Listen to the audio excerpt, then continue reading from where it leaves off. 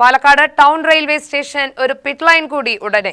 കരാറുകാരന്റെ വീഴ്ച കാരണം ആദ്യ പിറ്റ് ലൈൻ കമ്മീഷൻ വൈകാൻ സാധ്യത.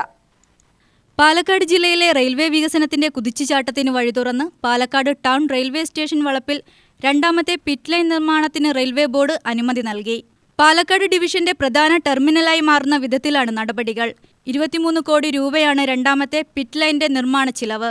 31 കോടി രൂപ ചിലവിൽ നിർമ്മിക്കുന്ന ആദ്യ ലൈനിന്റെ ഭാഗമായി അടിസ്ഥാന സൗകര്യങ്ങളൊരുക്കും. 2 ലൈനും പാലക്കാട് പറളി ബൈപ്പാസ് ട്രാക്കും പൂർത്തിയാകുന്നതോടെ ടൗണിൽ നിന്ന് നിരവധി ട്രെയിൻ സർവീസ് ആരംഭിക്കാൻ കഴിയുമെന്നാണ് പ്രതീക്ഷ. ആദ്യ ലൈൻ മെയ്യിൽ കമ്മീഷൻ ചെയ്യേണ്ടതായിരുന്നുവെങ്കിലും കരാറുകാരന്റെ വീഴ്ച കാരണം നടപ്പിലായില്ല. കരാറുകാരനെ മാറ്റാൻ നോട്ടീസ് നൽകിയതോടെ നടപടി വേഗത്തിലായിട്ടുണ്ട്.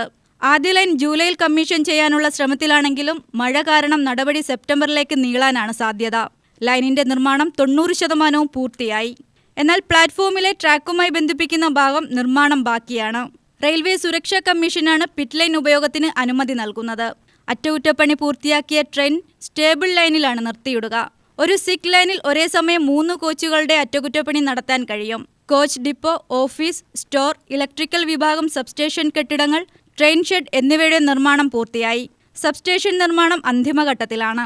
അറ്റകുറ്റപ്പണി പൂർത്തിയായ ട്രെയിനുകൾ സ്റ്റേബിൾ ലൈനിലാണ് നിർത്തിയിടുക. പുതിയ ലൈൻ റെയിൽവേയുടെ കൺസ്ട്രക്ഷൻ വിഭാഗം തന്നെ നിർമ്മിക്കും.